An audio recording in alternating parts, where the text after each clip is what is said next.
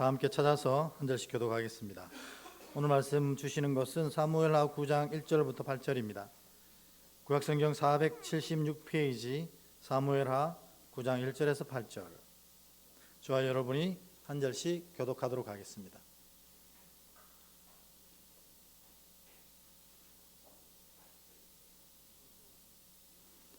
제가 먼저 읽겠습니다. 사무엘하 9장 1절부터 8절입니다. 다윗이 이르되 사울의 집에 아직도 남은 사람이 있느냐?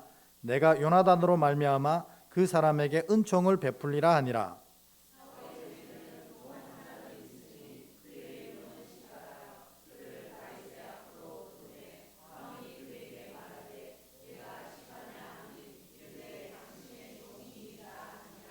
왕이 이르되 사울의 집에 아직도 남은 사람이 없느냐? 내가 그 사람에게 하나님의 은총을 베풀고자 하노라 하니 시바가 왕께 아뢰되 요나단의 아들 하나가 있는데 다리 저는 자니이다 하니라.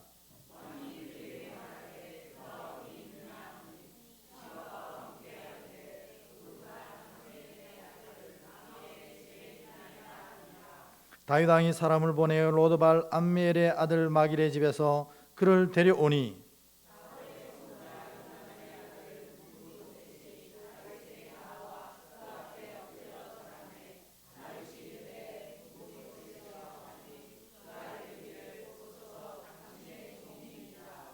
다윗이 그에게 이르되 무서워하지 말라. 내가 반드시 내 아버지 요나단으로 말미암아 내게 은총을 베풀리라. 내가 내 할아버지 사울의 모든 밭을 다 내게 도로 주겠고 또 너는 항상 내 상에서 떡을 먹을지니라 하니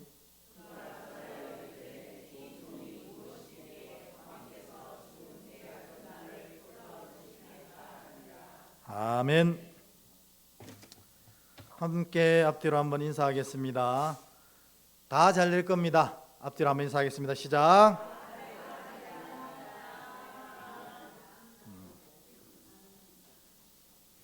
네, 다 잘 될 겁니다.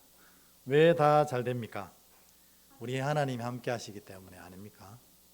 믿음은 그런 고백으로 살아가는 겁니다. 다 잘 될 겁니다. 우리 교회도 다 잘 될 줄 믿습니다. 점점 아름답게 되어져 가고 있지만 하나님께서 영광 받으시기에 합당한 아주 귀하고 아름다운 교회로 성장해 갈 것입니다. 이를 위해서 우리가 더 많은 기도와 더 많은 충성과 더 많은 헌신, 이게 중요한 게 아니라 더 많은 기도가 필요할 줄 믿습니다. 왜냐하면 우리의 헌신과 충성으로 이 교회가 세워지는 것은 아닙니다. 하나님이 이 교회를 세우셔야 교회가 바로 서는 것이거든요. 그러니까 하나님이 이 교회를 바로 세우시려고 하면 우리에게 제일 필요한 것은 다른 게 아니라 헌신과 충성보다도 더 큰 것, 헌신과 충성도 물론 필요하겠지만 더 큰 것은 기도하는 것입니다. 그래서 하나님이 이 교회를 꽉 붙잡아 주실 수 있도록, 그리고 이 교회를 아름답게 이끌어 가실 수 있도록 우리가 기도로 순종해 나아갈 때 그 일이 되어질 줄 믿습니다. 그래서 여러분도 다 잘 되고 우리 교회도 다 잘 될 텐데 가장 중요한 건 기도로 일을 만들어 갑시다. 이렇게 앞뒤로 한 번만 더 축복했으면 좋겠습니다. 기도로 일을 만들어 갑시다. 시작. 기도로 일을 만들어 갑시다. 아멘, 아멘. 뭐 기도에 뭐가 있겠습니까? 믿음이라는 게 다 말씀 쫓아가고 기도로 이거를 견디고 이겨내는 거 아니겠습니까? 우리가 이제 이 다윗에 대해서 쭉 계속해서 배우는데요. 다윗은 진짜 참 괜찮은 사람입니다. 우리가 다른 사람들이 볼 때 어떤 평가를 받고 있는지 우리 스스로는 잘 모르지만 다 사람들은 압니다. 내가 나 진짜 괜찮은 사람이야.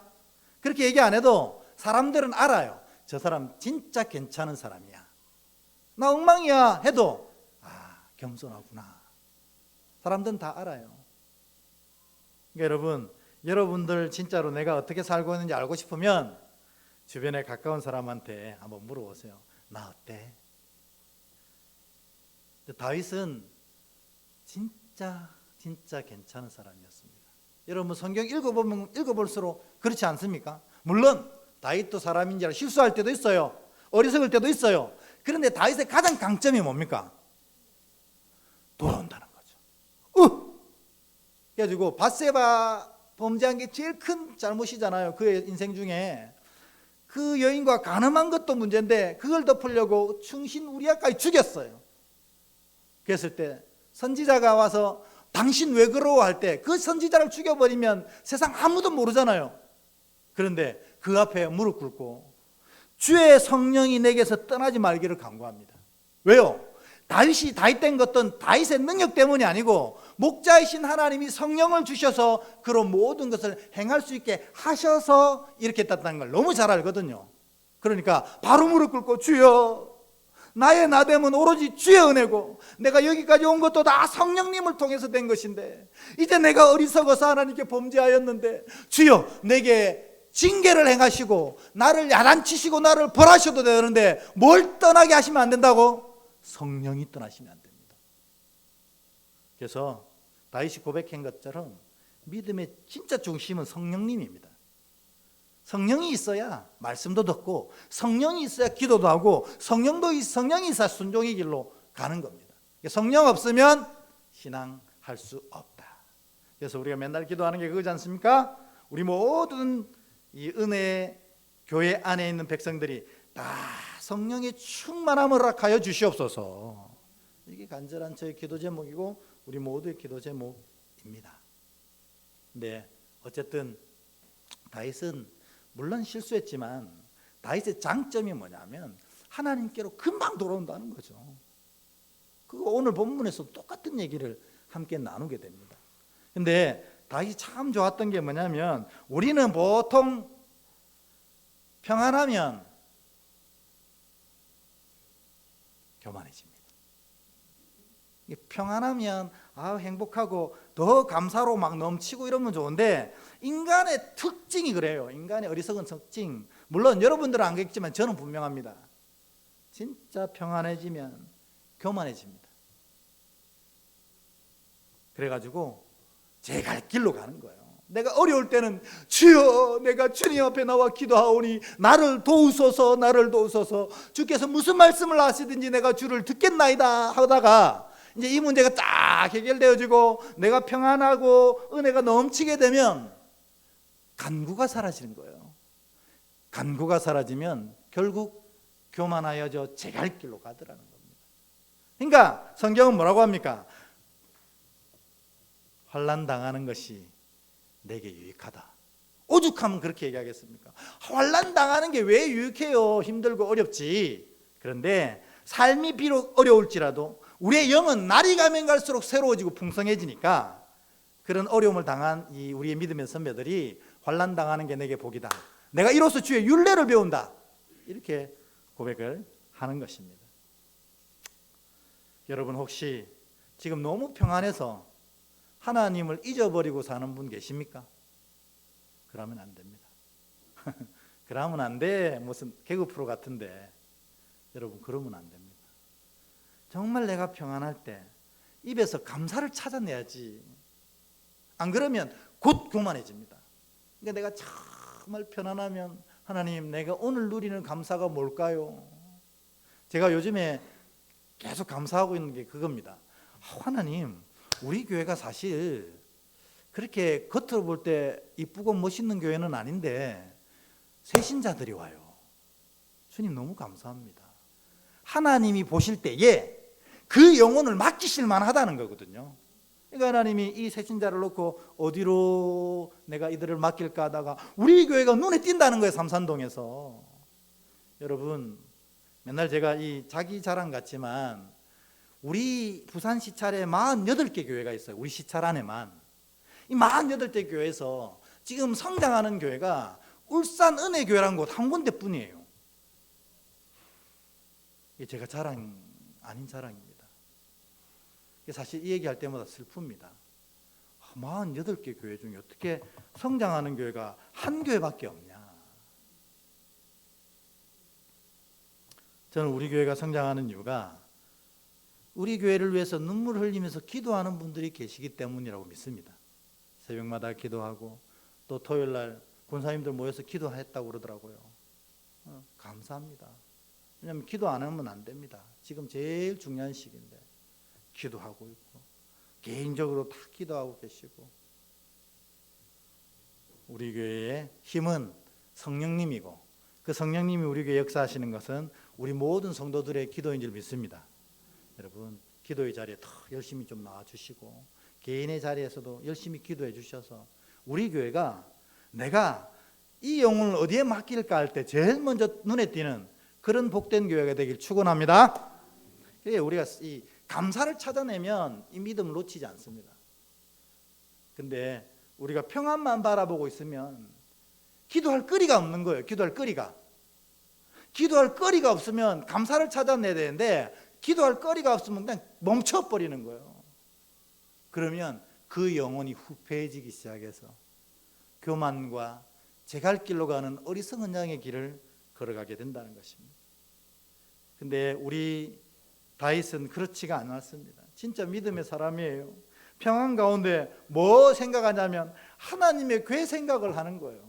자기가 편안하면 하나님 생각하는 거예요. 하나님, 내게 이런 백향목군과 이런 영화를 주셨는데 하나님은 저 모래밭 위에서 모래 폭풍을 맞고 있으니 내가 정말 몸둘 바를 모르겠사오니 여호와를 위하여 전을 짓게 하소서. 이 마음이 하나님을 감동시키는 거 아닙니까? 그것도 평안 가운데 하나님을 기억하는 사람이 다윗이었습니다. 정말 멋있는 사람 아닙니까?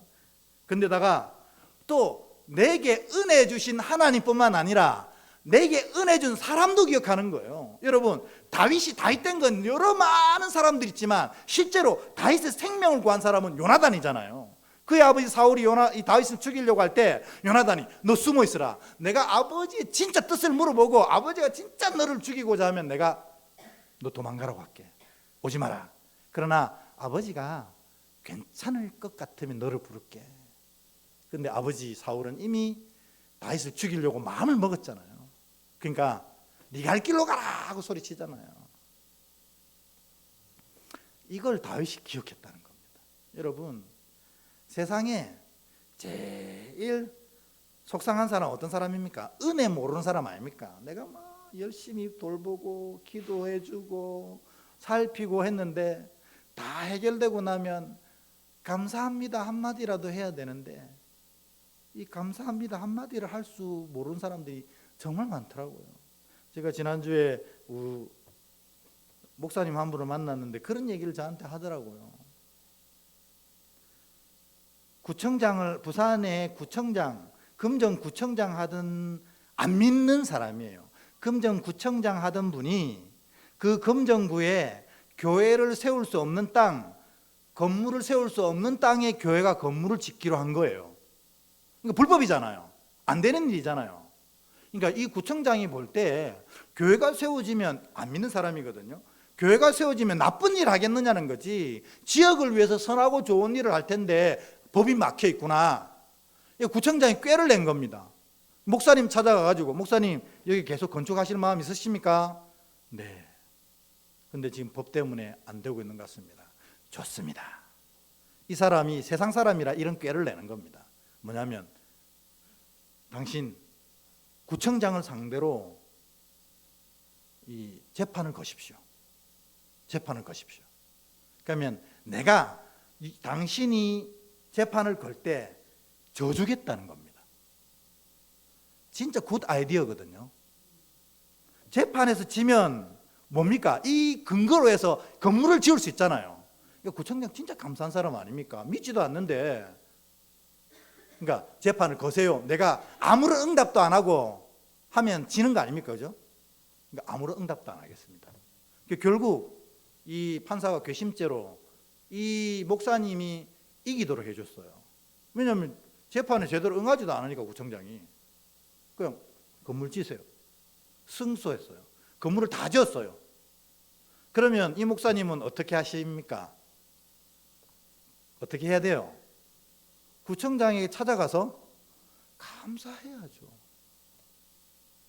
구청장님 너무 감사합니다.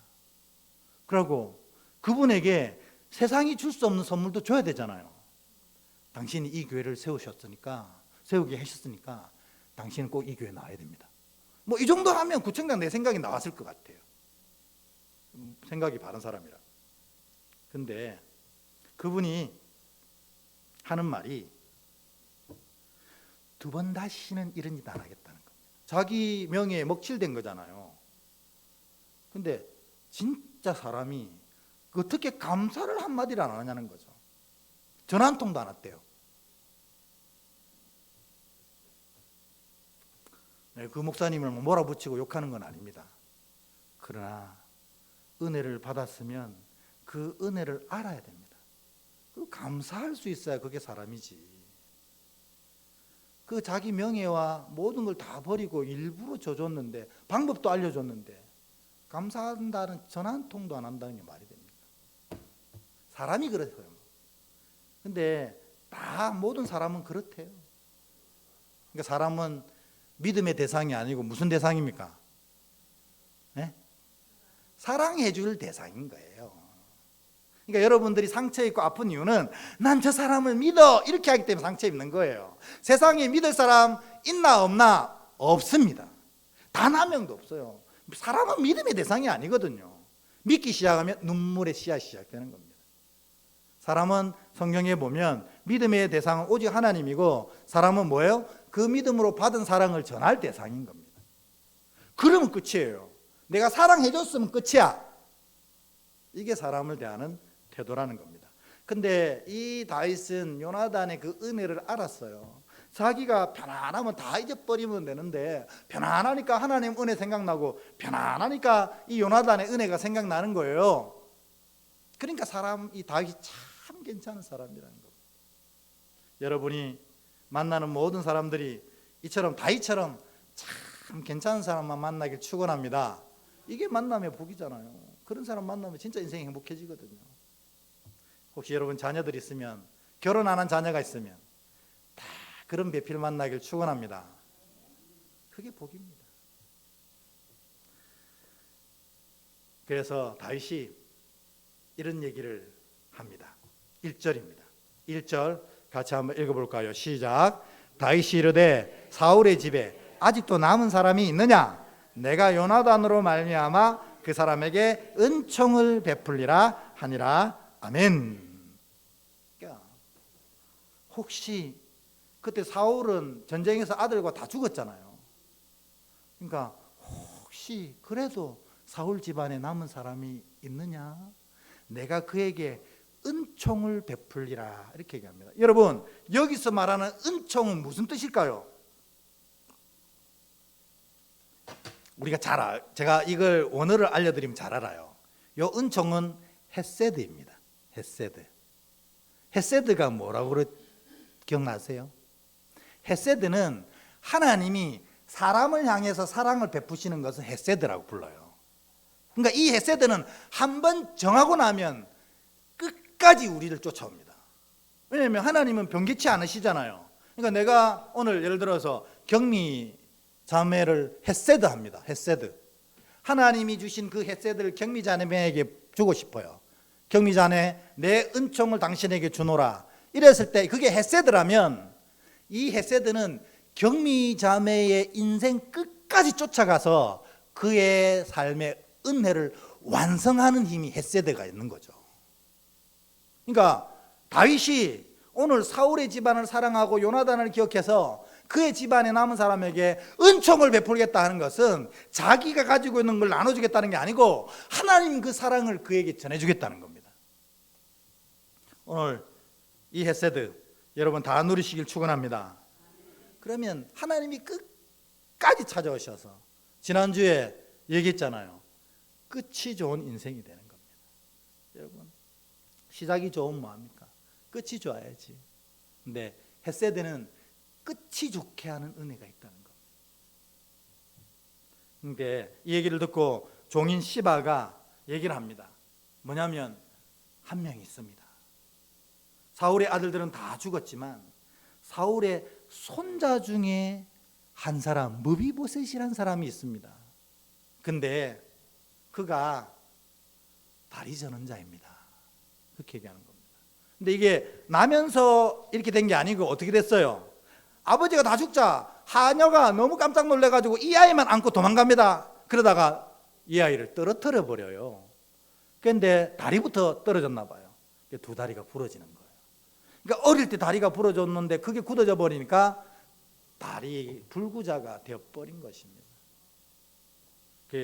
그 얘기를 사무엘하 9장 2절에서 3절 사이에 하고 있습니다. 한번 같이 먼저 읽어볼까요? 시작. 사울의 집에서 종 한 사람이 있으니 그의 이름은 시바라. 그를 다윗의 앞에서 부르매 왕이 그에게 말하되 내가 시바냐 하니 이르되 당신의 종이니이다 하니라. 왕이 이르되 사울의 집에 아직도 남은 사람이 없느냐? 내가 그 사람에게 하나님의 은총을 베풀고자 하노라 하니 시바가 왕께 아뢰되 요나단의 아들 하나가 있는데 다리 저는 자니다 하니라. 아멘. 이름도 얘기 안 해요. 그냥 다리 저는 자입니다. 이렇게 얘기하는 겁니다. 여러분, 당시에 이 무비보셋은 진짜로 어려운 삶을 살았을 거예요. 뭐냐면 몰락한 왕조의 손자거든요. 여러분, 이것만큼 힘든 일이 어디 있습니까? 아무도 얘기하지 않아도 맨날 두려움에 떨 거예요. 왜? 누군가 나를 다윗에게 고발해서 내가 죽지 않을까? 몰락한 왕조의 후에는 그런 두려움을 갖고 사람 늘 삽니다. 근데다가 장애까지 가졌다는 겁니다. 그러니까 일단 먹고 사는 게 깜깜했을 거예요. 당시에는 직업 갖는 것도 어려웠는데 장애인에게 줄 직업은 없었던 겁니다. 그러니 틀림없는 건 이 무비보셋은 거지 같은 삶을 살았을 거라는 겁니다. 근데다가 당시에 장애를 가졌다 하면 사람들은 뭐라고 이해를 했냐면 얼마나 죄가 많길래 장애를 다 가졌냐 이렇게 생각했었어요. 그가 죄가 없다면 틀림없이 그의 아버지, 그의 할아버지, 그의 조상이 죄가 지어서 그에게 이 형벌이 내려왔을 것이다 이렇게 이해했던 시대입니다. 그러니까 자기 스스로 죄인이니까 엄청 비참한 삶을 살았던 사람입니다. 다윗에게 시바가 이 무비보셋이 이렇게 사는 무비보셋이 있습니다 이렇게 얘기하는 겁니다. 여러분, 이왕 얘기가 나왔으니까 여러분, 장애가 진짜로 이스라엘 백성들이 얘기하는 것처럼 본인의 죄나 그의 아버지나 할아버지 선조들의 죄가 이어서 장애가 온 것입니까? 예수님이 절대 그렇게 안 했거든요. 예수님께 물어봤어요. 사람들이 이 장애는 본인의 죄입니까? 그의 부모의 죄입니까? 물어봤더니 예수님이 요한복음 9장 2절에서 3절 사이에 이와 같이 얘기하셨습니다. 같이 읽겠습니다. 시작. 제자들이 물어 이르되 랍비여 이 사람이 맹인으로 난 것이 누구의 죄로 인함이니까? 자기니까? 그의 부모니까? 예수께서 대답하시되 그 사람이나 그 부모의 죄로 인한 것이 아니라 그에게서 하나님이 하시는 일을 나타내고자 하심이라. 아멘. 이게 장애를 바라보는 하나님의 시각이라는 겁니다. 우리는 죄 지어서 이런 거 아닙니까 혹시? 그렇게 얘기합니다. 틀림없이 뭔가 문제가 있으니까 이런 일이 있지. 자기가 문제가 없으면 틀림없이 부모가 문제가 있었을 거야. 근데 하나님은 절대 그렇지 않다. 이가 장애를 앓게 된 많은 이유가 있겠지만 내가 볼 때에는 장애로 말미암아 하나님이 하시는 일을 나타내실 것이다. 그렇게 얘기하는 겁니다. 여러분, 이게 우리 삶의 고난, 고통, 환난, 어려움, 심지어 장애까지 보시는 하나님의 시각이라는 것입니다. 내가 어려움 당하면 하나님이 우리를 이렇게 보시고 어려움 당한 우리를 통해서 저 일을 통해서 내가 하는 일이 드러나겠구나. 왜요? 약한 자를 들어서 강하게 만드시는 하나님이 드러나는 거예요. 그러니까 여러분 삶에 어려움이 닥치면 이렇게 생각하시면 됩니다. 이 어려움을 통해서 하나님의 살아계심이 드러나겠구나. 틀림없습니다. 그리고 우리는 뭐합니까? 오늘 오전에 배운 대로 믿고 기도하면 돼요. 그러니까 우리 그리스도인들이 진짜로 사도 바울처럼 날마다 행복하고 기뻐하라고 할 수밖에 없는 이유가 여기에 있는 겁니다. 여기에. 그게 뭐예요? 하나님은 우리의 어려움도 하나님의 살아계심을 나타내는 기회로 삼으시는 거예요. 그러니까 여러분, 너무 삶이 어렵고 힘들면 안 되지만 그래도 어렵고 힘들 때 일을 잊지 아니하시면 하나님이 하시는 일이 그걸 통해 드러나는 겁니다. 어려움 때문에 하나님이 고백하게 되지요. 어려움 때문에 하나님께 기도하게 되지요. 어려움 때문에 하나님의 살아계심을 경험하게 되지요. 세상이 주는 평안이 아니라 하나님께서 주시는 하늘 평안과 하늘 복을 누리는 기회가 된다는 것입니다. 그러니까 진짜 믿음 좋은 사람들은요, 환난이 오면 이렇게 고백합니다. 아싸! 이렇게 고백합니다. 그게 진짜 믿음 아닙니까? 여러분 삶에도 아싸! 이 고백이 넘쳐나시길 축원합니다. 하나님이 하시는 일이 드러나겠구나. 틀림없습니다. 그래서 예수님은 장애가 죄가 아니라 그랬고 하나님이 일부러 주신 것도 아니라 그랬습니다. 삶의 방해물도 아니고 오직 하나님의 역사를 이를 통해서 나타내시는 하나님의 기회다. 이렇게 틀림없이 얘기한 겁니다. 그런데 오늘 우리 여기 계신 분들 중에 장애를 앓고 있는 분 뭐 없으시죠? 크게. 이게 문제입니다. 겉으로 드러나 보이는 것은 장애가 없는데 우리의 영이 장애를 가질 수 있다는 겁니다. 특별히 잘 들으셔야 됩니다. 육은 장애가 있으면 하나님이 하시는 일을 나타내는 거지만 영이 장애가 있으면 하나님을 점점 멀리 떠나게 되는 이유가 된다는 거예요. 그래서 이 영적 장애는 우리가 진짜 유의해서 살펴봐야 한다는 겁니다. 혹시 여러분 안에 오늘 그런 장애가 있거든 하나님께 나와 돌이켜셔서 그 자리에 오늘 다윗이 무비보셋에게 주려고 했던 그 하나님의 헤세드가 그 자리에 가득 채워지시길 축원합니다. 장애는 여러 가지 장애가 있지만요, 발달 장애가 있고 지체 장애가 있어요. 발달 장애는 뭡니까? 시간이 지나면 자라야 되잖아요. 소율이 많았던 데가 소망이 많았다가 또 초등학생이 됐다가 중딩이 됐다가 고등학생이 됐다가 이렇게 쭉 자라나는 게 정상인데 딱 멈추고 꼼짝도 하지 않는 거예요. 이걸 발달장애라고 불러요. 그게 신체든 정신이든 다 마찬가지예요. 자라나지 않고 있으면 발달장애라고 부릅니다. 그리고 지체장애는 뭐냐면 균형 있게 발달 안 하는 걸 지체장애라고 불러요. 그러니까 신체 지체장애는 뭐냐면 정신은 말짱한데 몸이 따라 움직이지 않는 거예요. 우리가 늘 말하는 거 있잖아요. 뭐 다른 여러 가지 또 특별한 그 있으면 또 상처를 입으실 수도 있으니까 정신은 말짱한데 몸이 안 따라가는 거 지체장애입니다. 반대로도 정신지체도 있어요. 몸은 말짱한데 정신이 안 따라오는 거예요. 이걸 통칭해서 지체장애라고 부르거든요. 발달장애와 지체장애 두 개로 나뉘는 거예요. 근데 우리 영혼이 발달장애가 있다면 여러분 어떻게 하시겠어요? 하나님의 말씀을 수십 년을 들었는데도 믿음이 성장하지 않고 있다면 발달장애 아닙니까? 우리가 이제 발달장애 앓고 있다면 정말 주님 앞에 기도 많이 해야 됩니다. 하나님 주시는 생명은 그야말로 생명력이 있어서 오늘부터 내일 더 아름답게, 내일보다 모레가 더 아름답게 세워가시는 힘이 있습니다.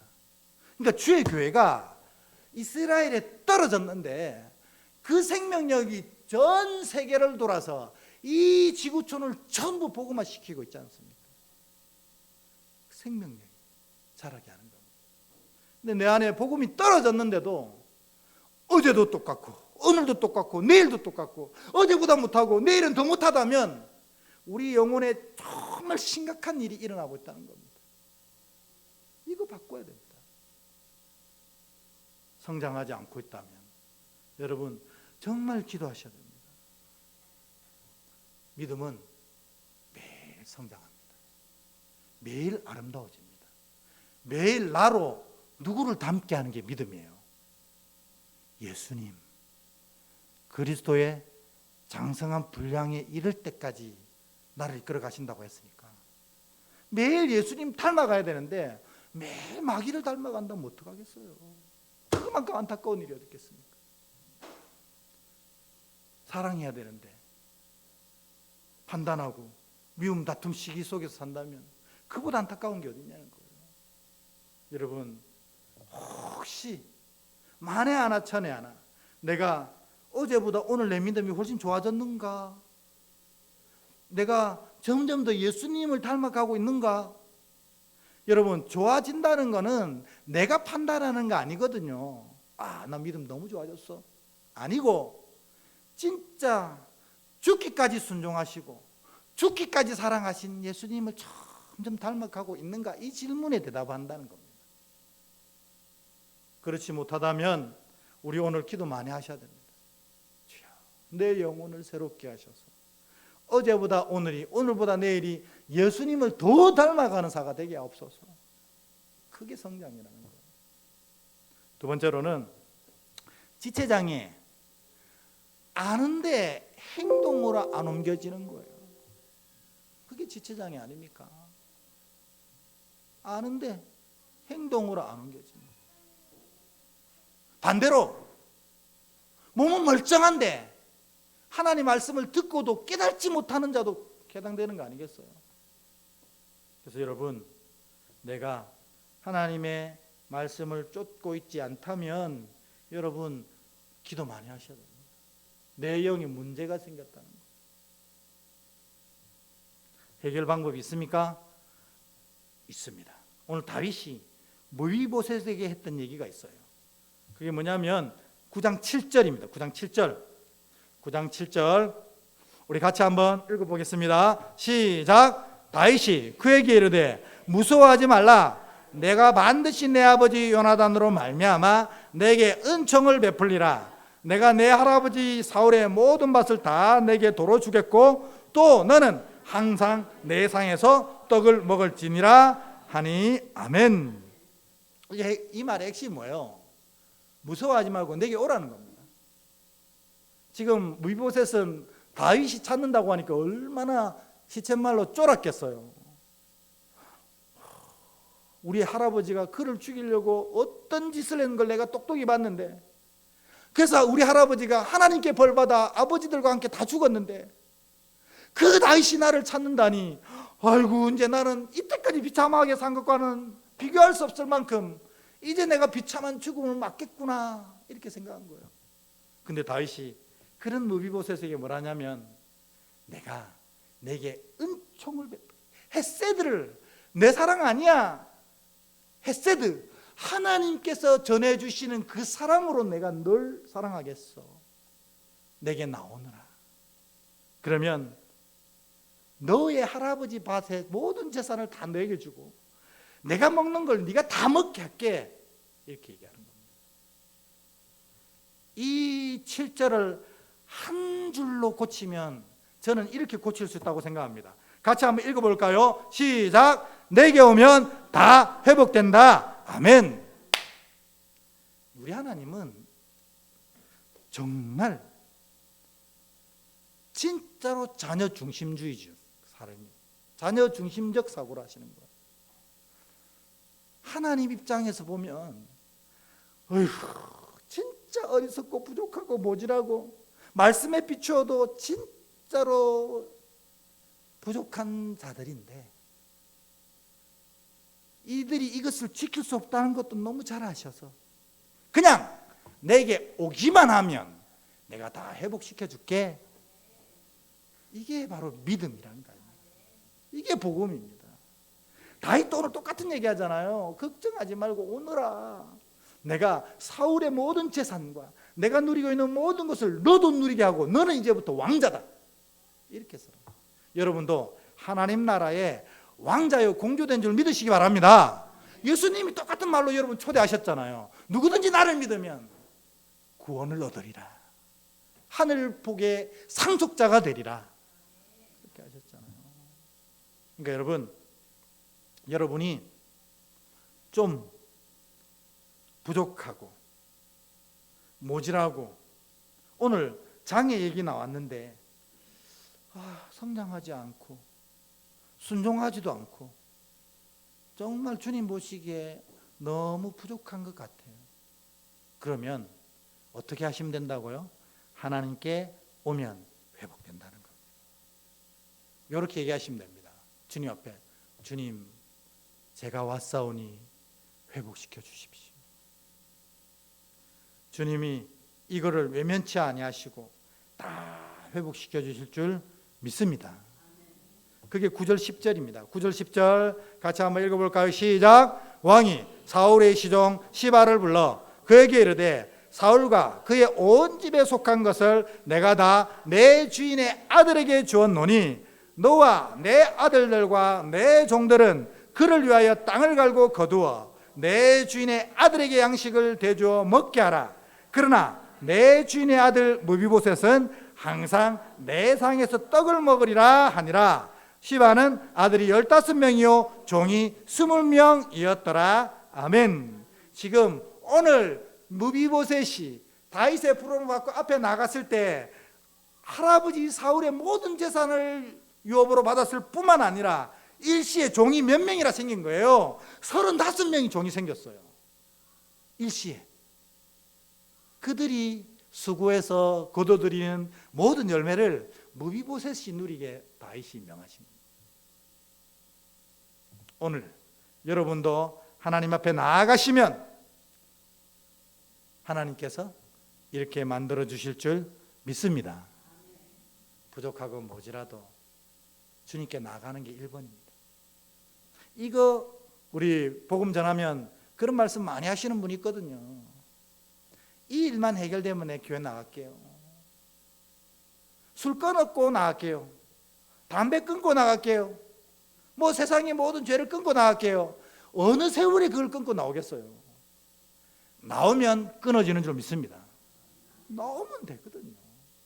주님의 성령이 임하시면 세상의 죄가 다 설 자리 없이 다 물러가게 되는 겁니다. 주님의 성령이 임하시면 하나님이 행하시는 일들이 우리 삶에 나타나게 되어 있는 것입니다. 그래서 여러분 복음 전하는 것도 똑같습니다. 오시면 됩니다. 오시면 술 먹고 오십시오. 담배 피고 오십시오. 세상의 죄 다 지고 오십시오. 괜찮습니다. 주께 나오면 주님께서 여러분을 회복시키실 것입니다. 오늘 메시지가 그겁니다. 여러분 주님이 주님 앞에 나온 여러분의 모든 삶을 오늘 다윗처럼 우리 예수님처럼 다 회복시키시는 복된 자들 되시길 주의 이름으로 축복합니다. 아멘. 우리 예수